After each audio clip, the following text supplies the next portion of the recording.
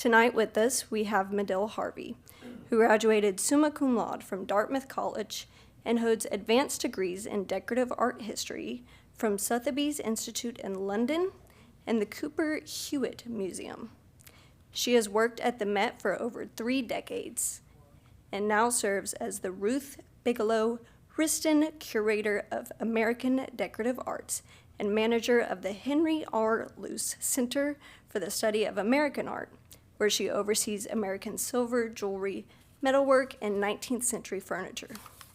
I practice that all day. Thank you. Medill is the co-author of Early American Silver in the Metropolitan Museum of Art and a contributing author for American Silver in the Art Institute of Chicago. Her most recent publication, Collecting Inspiration, Edward C. Moore at Tiffany & Co., was written to accompany an exhibition presented at the Met in 2024. Tonight, Medill will give a glimpse into the exceptional artistry, symbolism, and history of 19th century American silver, highlighting exquisite pieces in the Metropolitan Collection. I had the pleasure of spending some time with her this afternoon, and she is a true delight to learn from. Please join me in welcoming Medill Harvey.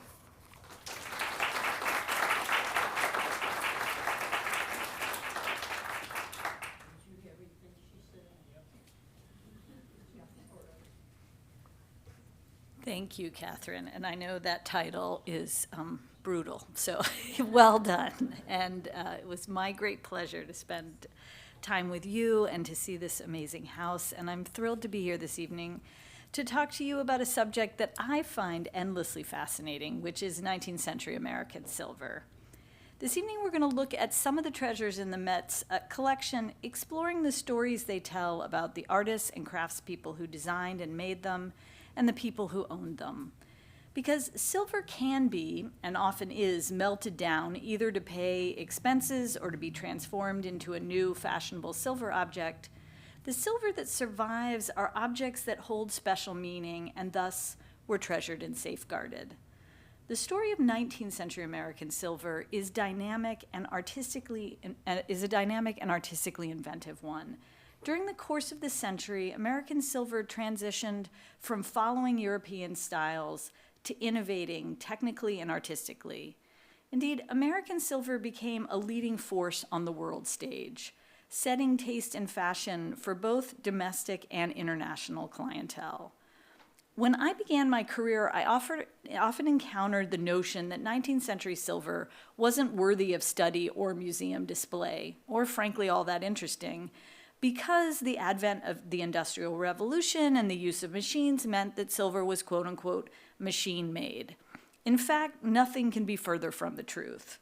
Although during the course of the 19th century, machines were incorporated into the production of silver, the amount of hard work and handwork is extensive. Silver grew increasingly ambitious, requiring varied, highly specialized skills, and the results are exquisite and often astonishing. So now let's turn to some of the silver at the Met. The story of 19th century silver at the Met, and indeed the story of the Met's American silver collection writ large, begins with this grand vase, made by Tiffany & Co. in 1876. It was the first piece of American silver to enter the museum's collections, arriving almost immediately after its creation. The Met didn't yet have an American wing. The vase was acquired as a celebrated example of contemporary artistry. It was commissioned by a group of friends and fellow members of a club in New York called the Century Club to honor the poet and newspaper editor William Cullen Bryant on his 80th birthday in 1874. When they announced a competition for the vase, they stated that they sought, quote, a commemorative vase of original design and choice workmanship. All of the leading silver firms of the day competed for the commission, and the design submitted by James Whitehouse of Tiffany & Co. won by unanimous vote. The payment offered to the winner was $5,000, which, depending on how you convert it, is roughly $155,000 today, and Tiffany spent more than double that to produce the vase. From the outset, the intent was that the vase would be given to this newly formed Metropolitan Museum, so the commissioners and Tiffany were motivated largely by the desire to have this be part of the museum's collection.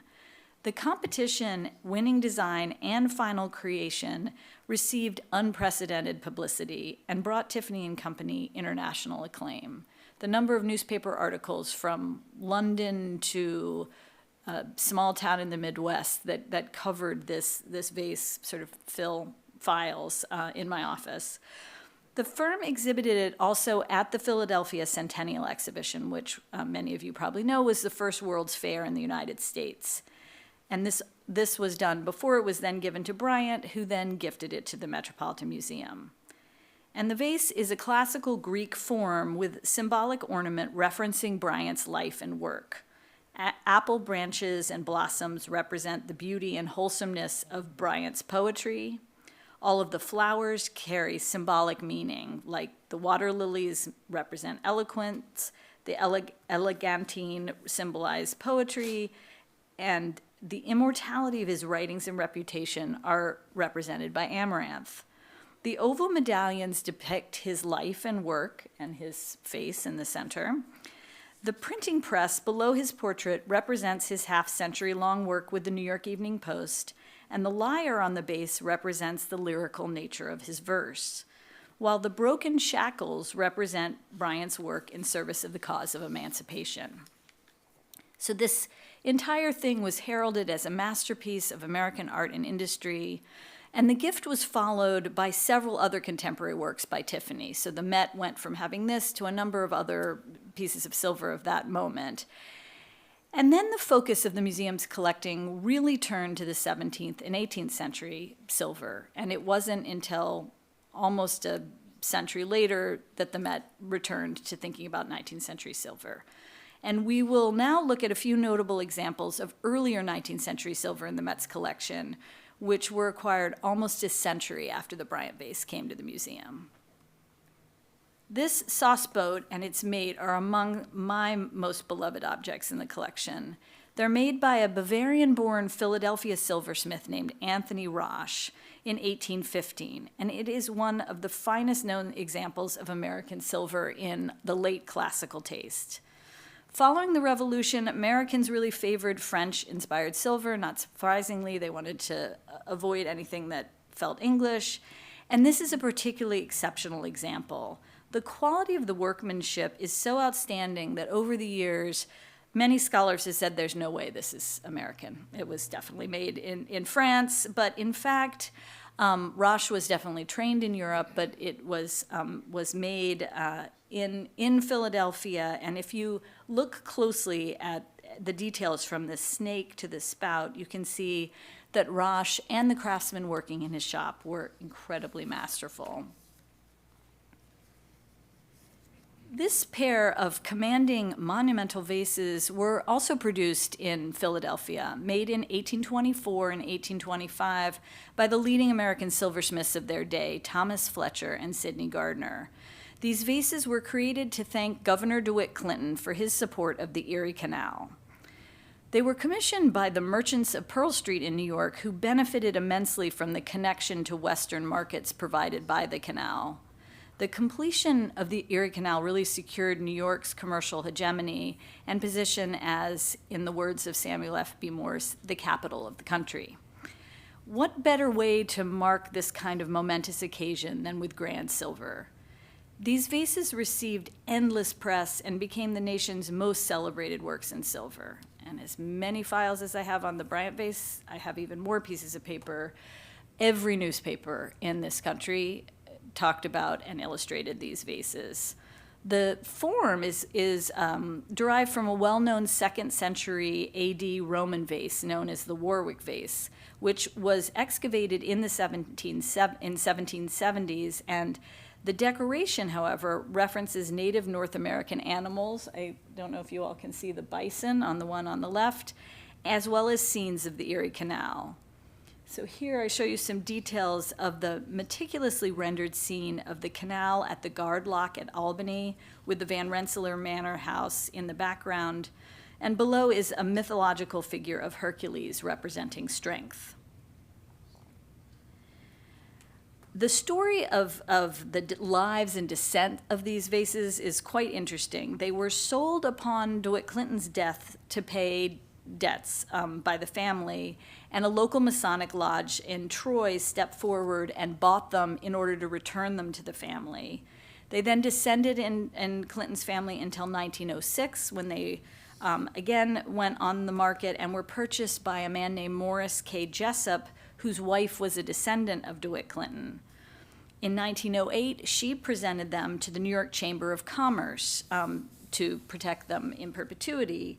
They remained there until 1982, when they again came up for sale, at which time the Met stepped forward and bought one and convinced one of our patrons to buy the other so that they would eventually come back together at the Met, which they have now. There was one that went back and forth for a while on special holidays to its owner, and now they are permanently installed at the Met. So at numerous junctures, these could have been lost to the melting furnace, but their connections to the history of this country and New York City prompted individuals and institutions to step up and ensure they survive for posterity. This tea service, which is part of an even larger set, represents a real stylistic shift in American silver that occurred around the middle of the 19th century. Naturalistic floral and vegetal designs, and here it's grapevines and leaves, adorn curvaceous Rococo Revival style forms that were often identified as modern French style, which was really the height of fashion in affluent homes throughout the country at the middle of the century. Made by the New York silversmithing firm of John C. Moore and Son and retailed by Ball, Tompkins and Black, this service was presented to Marshall Lefferts, who was the president of the New York, New England, and New York State Telegraph Companies. And it was presented in 1850 to honor his role in the construction of the telegraph lines from New York to Boston and Buffalo. And if you look really closely, and I will point right here, we have Zeus, but he's not holding what you might expect. The point is lightning bolts as an allegory of electricity. Like the Clinton vases, this service caught the attention of the press and the imaginations of the public alike. Around the middle of the 19th century, the American silver industry underwent significant transformation. Small craft shops were replaced by much larger manufactories, and the number of silver-making establishments decreased. A few firms began to dominate the market, aided by sophisticated production practices, technology, and new approaches to sales and marketing. They started to deploy traveling salesmen and produce catalogs, making it possible for silver firms like Tiffany, which was established in 1837, and Gorham, which was founded in 1831, to retail their silver to consumers throughout the country. As the middle class grew, so too did the demand for silver.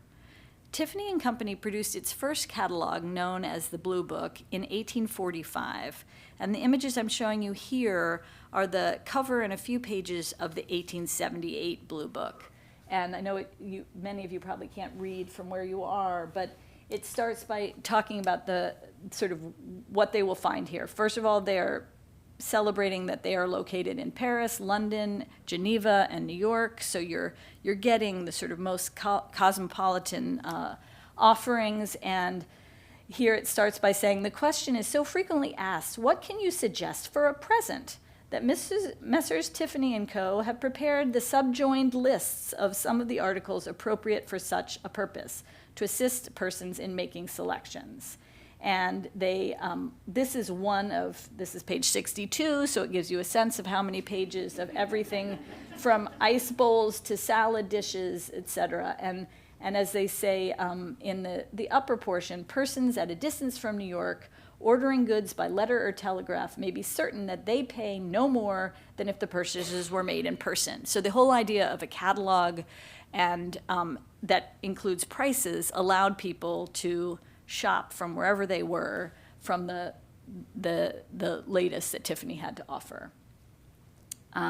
Gorham, too, developed new sales practices in the 1850s, shifting to a team of traveling salesmen who would sell Gorham merchandise throughout the United States, supported by advertisements and catalogs, like this one from 1889 that includes the relatively new medium of photography to aid in marketing Gorham silver to people and retailers who didn't have access to a Gorham showroom. So again, you see a picture of New York's Gorham showroom in New York. Many of you probably know Gorham is based in Rhode Island, but they had a big premises in New York, and then they were selling silver all over the country through catalogs like this. And here is a Tiffany picture in a style they called Roman, and a Gorham ivory-mounted tankard that blends Renaissance, Mannerist, and Baroque sources with a fresh and highly original aesthetic sensibility. The picture depicting a bacchanalia of putti was a popular design that Tiffany produced many times between 1882 and the 1890s. It incorporates at least 16 different castings and meticulously chased ornament.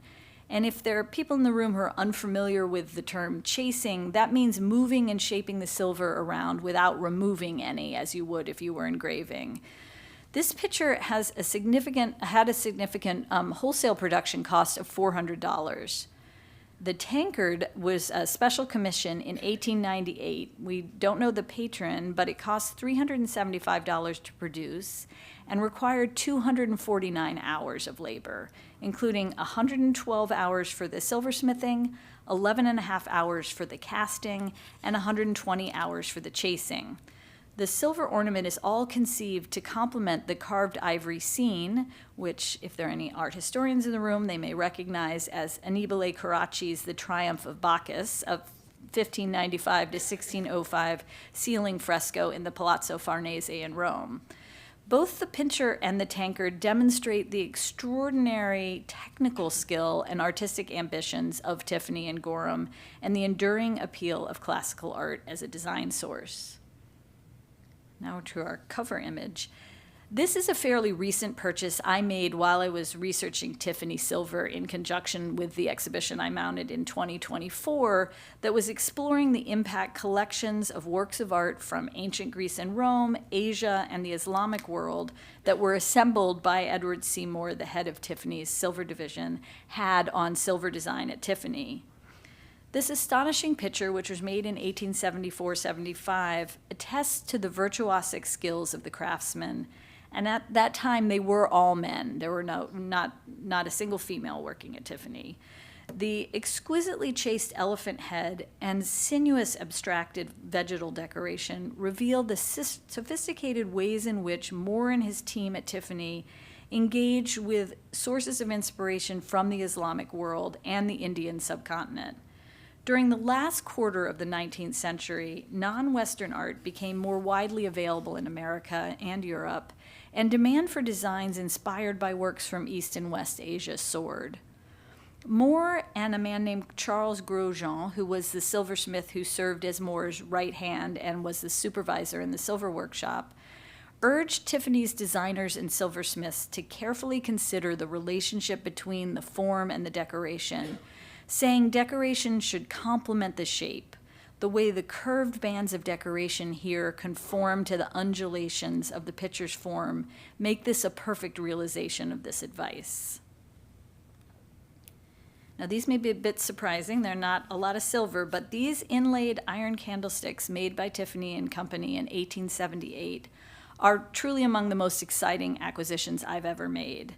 They fall into the category of things as a curator you hope to find, but you're not sure they exist.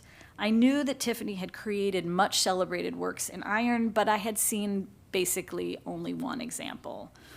So in researching Tiffany and learning about their participation in the World's Fairs, when they were getting ready for the Paris World's Fair in 1878, they looked around at what they were currently producing to sort of identify the best things to take to Paris. And the very first things they chose were these. And we know from detailed descriptions exactly what these candlesticks look like. They're incredibly incredibly thin. So for people who are familiar with spinning or working with metal, I mean, they're almost paper thin. So there's spun iron and then all of these other metals, these 3 different colors of gold and silver and copper are all inlaid. And this is inspired by works of Persian damascening that Moore had collected and that the craftspeople were looking at. And so equally amazing is how these came to my attention. They appeared at basically one step up from a garage sale on Cape Cod. There were some really savvy dealers who were also familiar with the fact that Tiffany had worked in iron. They saw them, paid nothing for them, and then offered them to me for a lot more money. That's always a challenge as a curator. You have to justify what you're spending, and the head of our acquisitions committee is a really exacting man, and he loves to do research. And I was really upfront. I said, look, I'm paying a lot more than the dealers did, but these are some of the most important things Tiffany ever made, and I would have never found them. I don't have enough free time to scavenge kind of little sales on the Cape in the middle of winter. And so he came to me and he said, Medill, I looked everywhere. I couldn't find them either. I said, I was telling you the truth. We would never have found them. And so then we started wanting to make sure that these really were what we thought they were. And in the descriptions, they talk about the fact that they used 3 colors of gold. And at first, I must confess, I didn't see 3 colors. But we have an amazing scientific research department at the Met, and we did a ton of XRF. And in person, you can see this is a greenish gold, this is a yellower gold, and a rose gold. And all of them were metallurgically different, and when you get to see them in person, these subtle varieties, which was all part of the sort of painstaking process of designing something that rewarded both looks from afar and really fetishistic, close looking. And then we get to some other exciting recent acquisitions. This beautiful gilded and enameled cup and saucer, which is one of a pair that the Met owns, and silver ice cream dish are part of a massive dinner service for 24 of over 1,250 items made by Tiffany and Company for John and Marie Louise Mackey, who made their fortunes at a silver deposit some people may know of called the Big Bonanza at the Comstock Lode. When they hit the Big Bonanza, John took Marie Louise down in the mine, and she is reputed to have looked around and said, I want enough silver to make a dinner service. And he replied, and now I'm quoting, "You shall have it. I like the notion of eating off silver brought straight from Comstock." He proceeded to ship in railroad cars 1/2 ton of silver directly to Tiffany and Company, where the lavish dinner service was fashioned by several hundred craftsmen over the course of 2 years. So Tiffany Ledgers described the service as quote-unquote Indian and quote-unquote Sioux Chow in style, which they, and again I'm quoting, describe as a mixture of Chinese, Japanese, Persian, and Arabian character. Kind of not leaving anything out, putting it all together. Most of the pieces are elaborately chased silver with varied decoration, and this ice cream dish is a distinguished example of the grand serving pieces. It's nothing like these details. This is one of my favorite details. The feet, if you look closely, they're shaped as a folded elephant trunk, and amidst that floral decoration is a tiny slit that is the elephant's closed eye. So the imagination and flights of fancy that produce this service are extraordinary. While most of the service is this elaborately decorated silver, the dessert service is gilded and enameled. Tiffany had never before enameled anything, but they knew they wanted this dessert service to be really singular and to be colorful. So they investigated and experimented, thinking that they might have to outsource this project. But when they enameled their first sample, they were elated by their success and celebrated the dessert service as a triumph of enameling. John Mackey was a poor Irish immigrant who became one of the wealthiest men in America, and his wife, too, had modest origins. She was the daughter of a seamstress and a barber. She had grand dreams of living a life like the wealthy New York society ladies whose homes she had visited with her mother when she was tending to their dresses. A little bit like the Gilded Age, for anybody who watches that, the Mackeys were snubbed by New York society, and so they moved to Paris. And their palatial home there is currently the Belgian embassy, not too far from the Arc de Triomphe, kind of catty-corner from the Louvre and from the Ritz. Prior to delivering the service to the Mackeys, Tiffany exhibited it to great fanfare at the Paris World's Fair in 1878, and it really became the standard against which other silver was measured.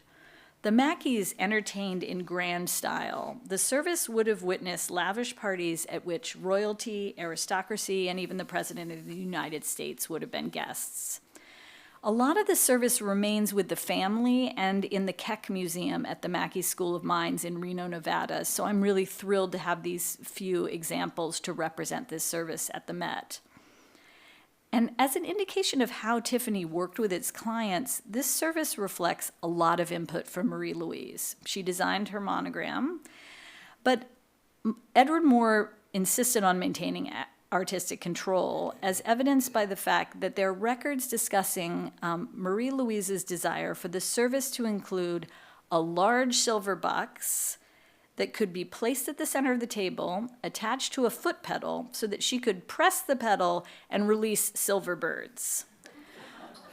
I wish they had made this. It would have been great to see it. Moore said he was not making that kind of monstrosity and proposed that she consider an aquarium instead. I don't actually know if the aquarium came to be either. It's not on any of the records, but it gives you insight into the look and grandeur of the Mackey's table and the way 19th century silver sort of became a measure of social status and setting taste. So Gorham, too, engaged with the design vocabulary and images from the Islamic world. The coffee pot and centerpiece here both date to 1881. Although a lot of Gorham's work in this vein lacks the dynamism and technical virtuosity of Tiffany's silver, this elephant is a real stunner and a virtuosic example of silversmithing. And I want to show you a close-up, because if you look at the folds in the legs and the details of his tapestries, and on the base is a coat of arms used by the Arnold family. I'm pretty sure it belonged to Richard Arnold, owner of Arnold Constable and Company, one of the largest retail establishments in New York City, with a grand 5-story building on Broadway and 19th Street, which is right around the corner from Gorham's New York premises. The centerpiece likely would have been displayed in Arnold's dining room, bedecked with fruits or sweets, offering an unequivocal statement about the taste and sophistication of its owner, associating him with the perceived luxuries of the Indian subcontinent. Now, these two diminutive items, and they're both about this big, were revolutionary in their day. They represent a newfound interest in finding ways to introduce color and tonal variety into silver, and the engagement with the metalworking techniques of Japan. The mustard pot, which was made around 1879, and the demi-tasse cup dating to around 1881, are early experiments with mixed metal alloys. Edward Moore and his team at Tiffany wanted to achieve tonal variation and carefully studied Japanese metalwork, while experimenting tirelessly to realize the effects you see here. Japan was newly open to trade with the West, and American artists and consumers were fascinated with the arts of Japan and Japanese aesthetics. On the mustard pot, the large area of black with fine silver lines is actually two totally different alloys. One originally would have been blue-black in color, and the other a more traditional black. Over time, the tones have shifted, and it all looks about the same. And that's a result of it being such an early experiment. There are surviving records at Tiffany that indicate their first attempts at blue-black, although striking looking, were not all that durable. And one quite frustrated woman brought back her purse frame featuring this new blue-black metal and said, "It's all worn off, fix it." So this is all to say they were really pushing the boundaries of technical and scientific knowledge. They were tireless in their efforts to realize their vision and perfect the new techniques. Soon they figured out how to ensure these color effects were durable. And these objects are great favorites of Met visitors today. One of the indicators I use is the number of fingerprints and nose prints on cases as to what attracts public attention. And these are always covered with nose and fingerprints. This silver and copper chocolate pot and vase, both created in 1879 by Tiffany and Company, are not only rare and important, but they're also personal favorites, both fairly recent acquisitions. And here, Tiffany transcended the traditional monochromatic limits of silver to achieve these rich color effects by patinating copper. They really are some of the finest works Tiffany ever produced. I acquired both while working on the exhibition devoted to Edward Moore's collections and their role in silver design, and these were really inspired by Moore's collection of Asian works of art. The red of textiles, ceramics, and lacquerware all prompted rigorous and exhaustive experimentation to find a way to produce a lustrous red surface. And they are incredible feats of artistic and technical virtuosity. The scientific formulas that they created and tweaked, all to get what you're looking at here. The vase looks as if molten silver sort of randomly dripped and splattered on the vase, but surviving design drawings tell us every single detail was meticulously planned. The asymmetry and the irregularity that they observed in Japanese art was here carefully choreographed. Notes in the archives record that their tireless experimentation taught them that the copper from Lake Superior produced the best red. And it may be worth noting here, there is no longer any copper in Lake Superior, probably in no small part because of the 19th century's passion for color.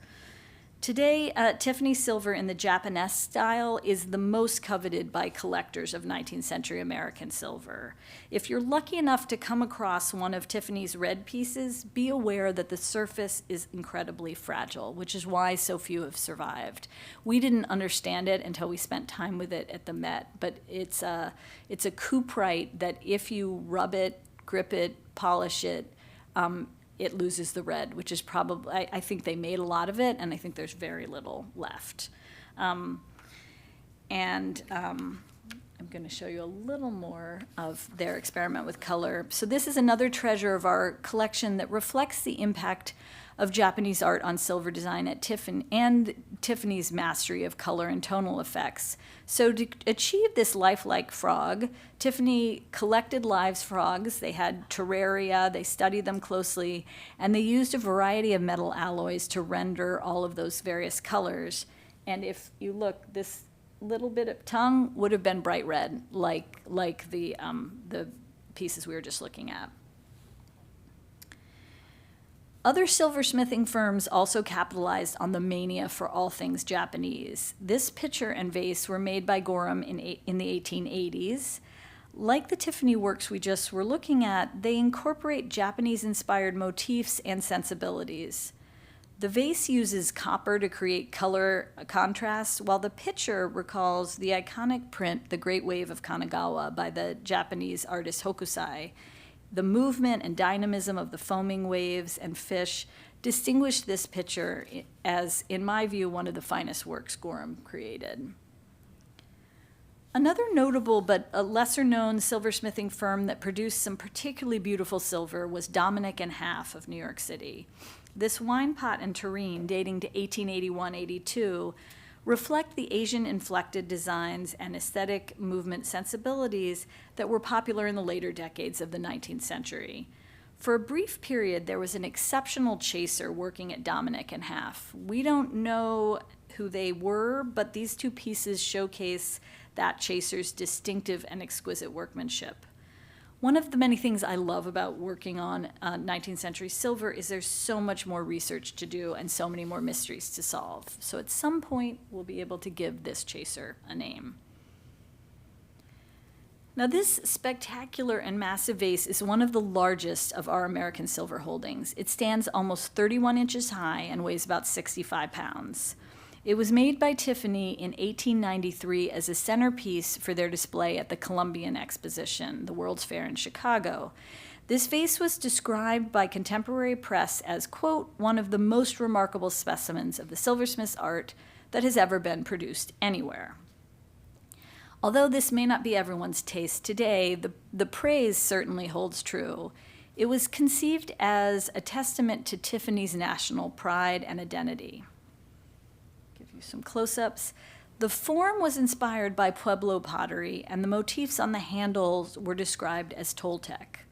The flora and fauna represented the various regions of the United States. So the pine cones and needles symbolize the north and east, magnolias represent the south and west, cacti reference the southwest, and the opals at the base were mined domestically and represent the earth. The goldenrod was fashioned from $1,000 worth of gold mined in the United States, and it's meant to unify the composition because goldenrod grows throughout the country. This vase is a feat of unimaginable technical virtuosity. Today, experts in enamel struggle to explain or understand how Tiffany craftsmen succeeded in adhering the enamel to this undulating surface.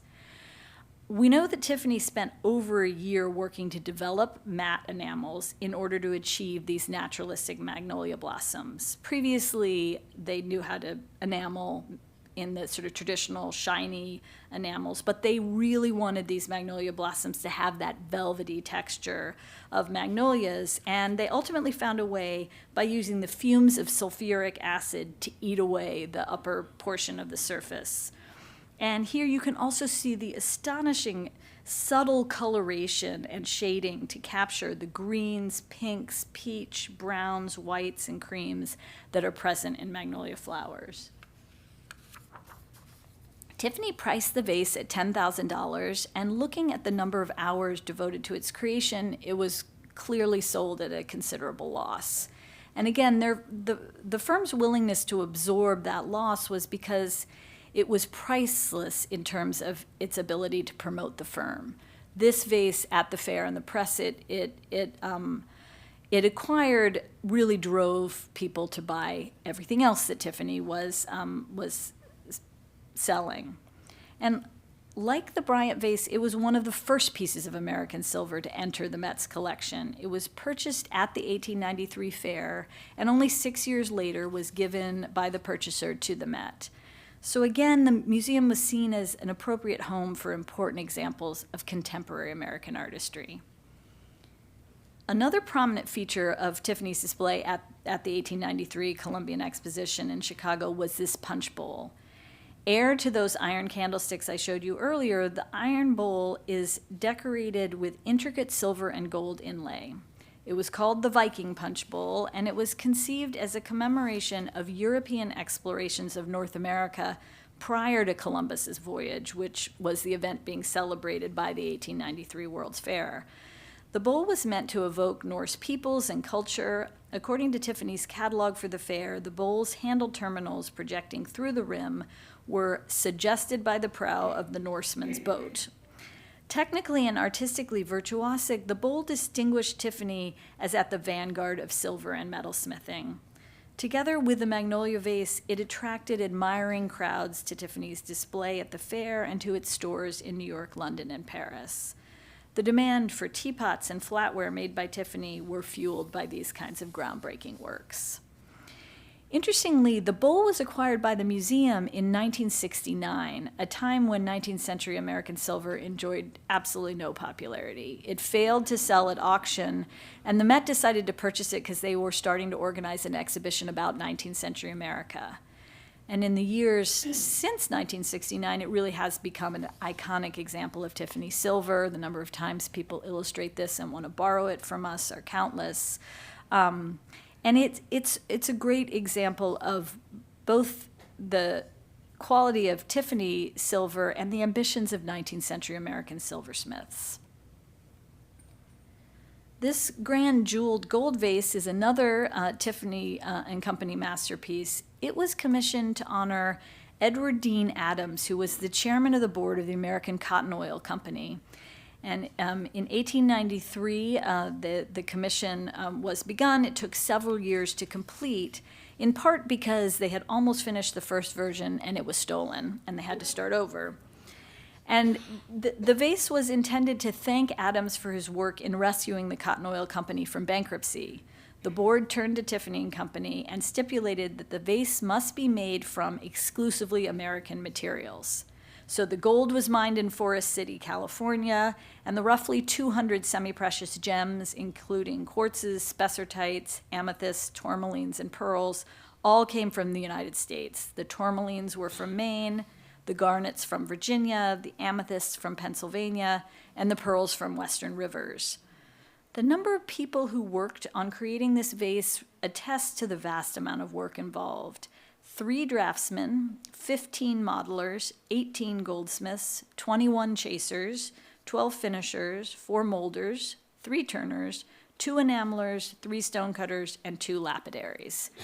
And according to Tiffany's records, it took 2,420 days to complete the vase. The shape of the vase is designed to resemble a cotton plant. The body is supposed to be the bell-shaped cotton flower, and the rock crystal cover is the white cotton bowl. The subtle gradations of the enamel from purple to green and brown capture the life of the plant and attest to the technical skills of Tiffany's craftsmen. So again, that ability to shift the colors that you're seeing in that upper portion is not an easy feat. The firm exhibited this vase at the Paris World's Fair in 1900 and produced a booklet detailing the process of the vase's creation. Like the Magnolia vase, it was a sort of darling of domestic and international press. If any of you have the opportunity to come to New York and look closely at the vase in our galleries, you'll see that the silversmiths really pushed the metal to its limit to achieve this high relief sculptural figures, and it gets truly less than paper thin around the margins. I mean, you can almost sort of see daylight through the edges. Adams presented the vase to the Metropolitan Museum in 1904, and it has been a centerpiece of our collections ever since. So as you're seeing, the Met's collection features a lot more Tiffany silver than Gorham, but this punch bowl made by Gorham at the turn of the century is a star of our silver displays. Many of you may be familiar with the term martelé, which was the name Gorham gave to its luxury line of handmade silver. As the arts and crafts movement inspired a desire to celebrate hand craftsmanship and derided industrial production, there was an increasing demand for handmade objects, and Gorham responded by initiating a line of handmade silver, which was named with the French word for hammered or hand-hammered, martelé. Gorham introduced its martelé line to the international public at the 1900 Paris Exposition. And this bowl is a really particularly fine example of Gorham's martelé, which is distinguished by fluid forms, exquisite chase decoration, and misty textured surfaces. With martelé, often the finish has really been polished off because it was meant to have this texture that if you're overzealous in cleaning, disappears. And indeed, here we've lost a lot of that finish as well. But if you look around the poppy here, you can see a little bit of how it all would have originally looked. This bowl represents day on one side with morning glories and butterflies, and night on the other with stars, moon, and poppies, all symbols of sleep. And here we're seeing American newfound interest in the European Art Nouveau style. The workmanship is outstanding, but these wares were so expensive to produce and really only available to an elite few, unlike much of their silver, which was being marketed to a growing middle and upper class.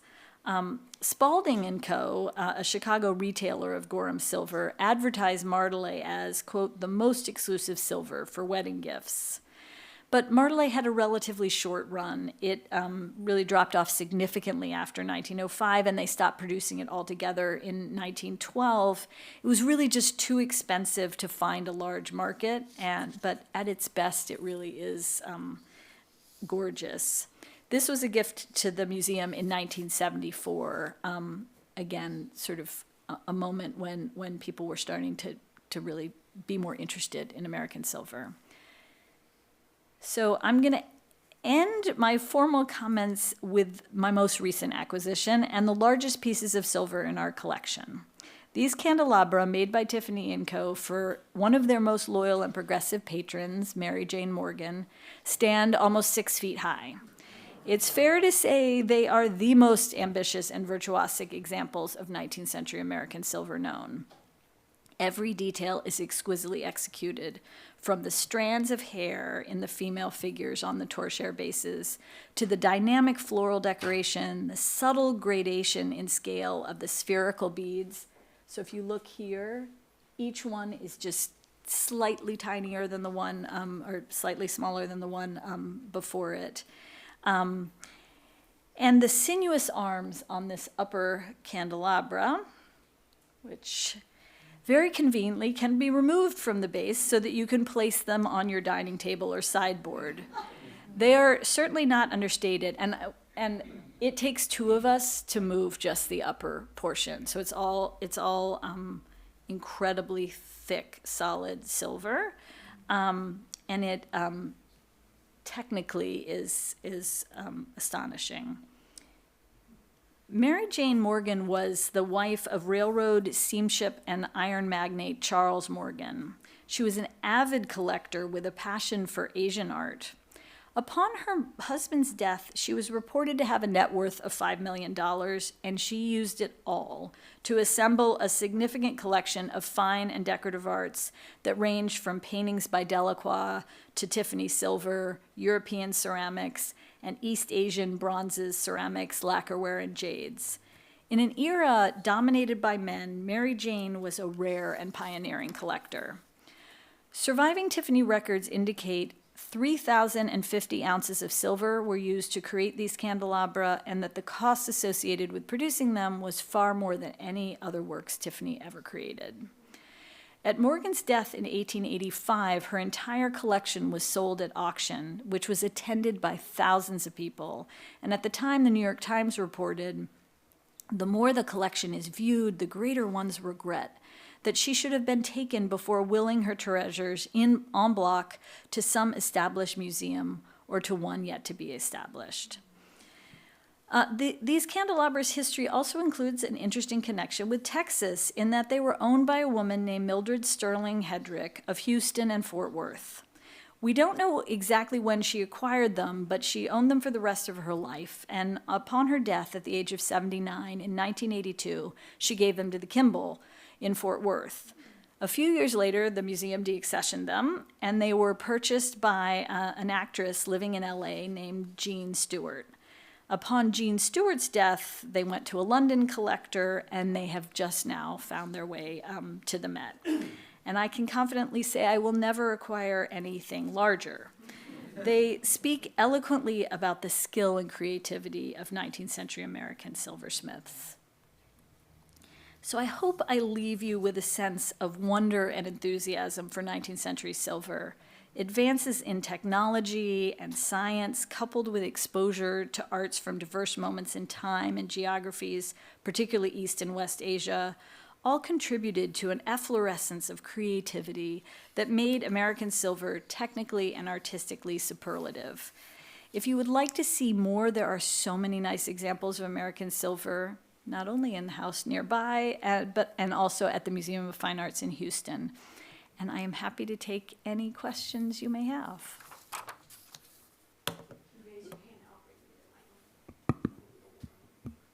Yeah, that very first vase that you showed, or a picture, I forgot what it was a long time ago.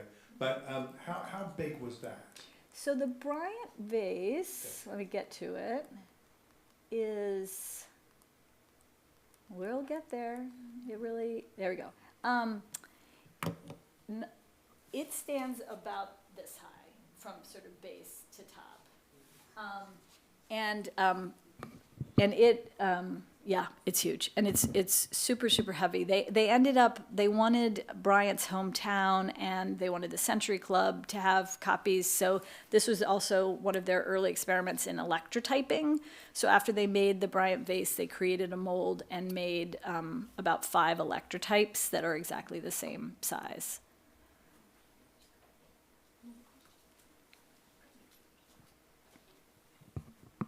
You showed the Gorham punch bowl. How big is it? So it is pretty good size. I mean, you're serving a lot of people punch. It's kind of about this wide and about this high.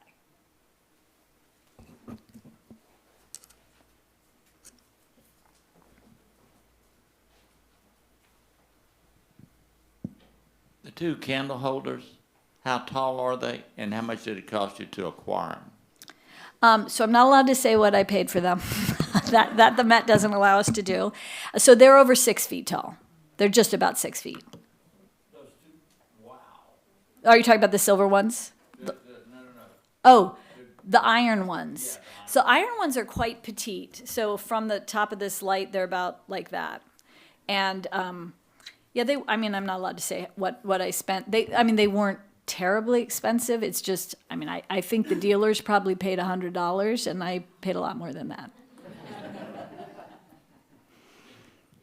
So I noticed that a number of these objects were like commemorative, almost like trophies to be presented to somebody, which I think is really interesting. I feel like this seems to be like a unique thing for silver, as far as like other forms of material culture. I'm wondering like how you think that fits into the to the history of these creations, and like if you think that's a unique thing to silver from this era. So it's not entirely unique to silver, but silver historically, and we're going back well beyond the 19th century, was a favored way of honoring, celebrating, commemorating, in large part because you can engrave on it. You can both, obviously you can create a scene painted, or you could carve it in furniture, but the notion that the metal has inherent value, and the fact that you can make it represent whatever it is that you are commemorating and engrave it, had sort of established it from, Renaissance times as something that was often used to honor and commemorate. I think part of why some of the best examples of 19th century silver that we have are those commemorative objects is also because those get saved in a way that, a really glorious teapot, maybe it gets dented, it gets melted down. I was talking to some people earlier today about the fact that these moments in history when the melt value of silver is such that sort of average silver or silver that's not fashionable is worth more melted than it is whole, means that what we have surviving are those things that people cared enough about to not melt. So for example, when I was presenting the big candelabra, the number of solid silver sort of furniture scale works, the Queen of England, or now King of England, had one. Louis XIV had an entire room, all of which was melted down to pay for wars. So the number of sort of significant pieces of silver that survived. So I think in a way, yes, presentation silver has a long history, and it's just became a kind of among many different societies and cultures, whether it's Latin America, Europe, wherever. Silver became the sort of go-to when you were honoring somebody. And it often, the artistry is really important, but a lot of it is we're going to spend X, and then you have this thing that is sort of holding wealth at the same time, because you could melt it down and do what you pay your bills, whatever.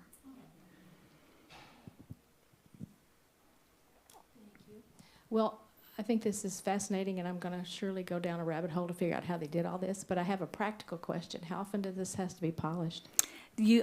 I never, ever talk in the galleries or give a lecture when that question isn't asked. It's an excellent question. If you use silver and wash it with soap and water, you never have to polish it.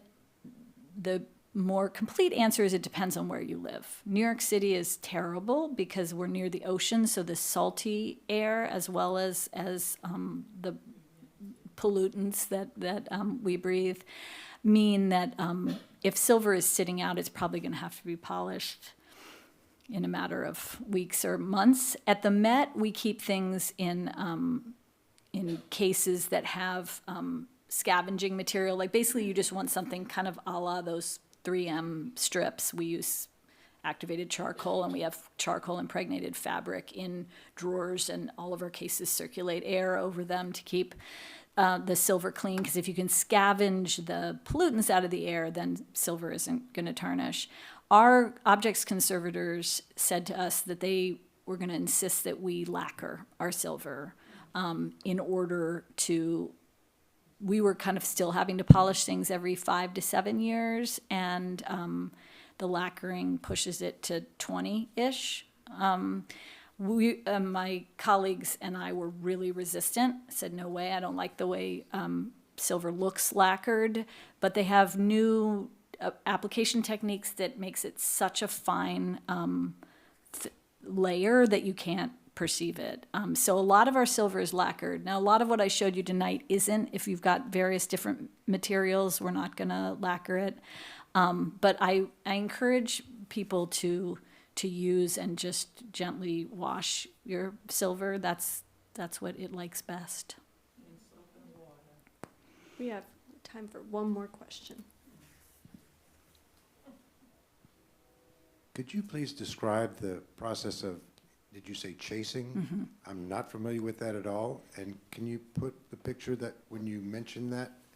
Because I can't So imagine how that's done. most of the things we looked at, so this is as good an example as any. I know they want me to speak to the mic. So all of this ornament, they have a whole series of hammers. So you have to heat silver so that it'll move. And then you've got a hammer that's kind of shaped like this, that they're hammering into the reverse to move. And the front, the chasing is you're using hammers and not chisels, because you're not cutting anything away, but things that have a bit of a point, and you're pushing the silver while it's soft and warm to create all of that ornament. So when you look at the salaries of people working at a silversmith, the most highly paid are the designers, and the second are the chasers, because they are essentially sculpting the silver, and a lot of that is done in reverse. So they want to not close silver up because they want a big enough opening that they can, and they have myriad different size hammers to get the sorts of shapes they want to produce on the front, and then the way they execute the final details is to push and work the silver from the front. Is that at all helpful? Let's give a big, warm thank you to Medill Harvey.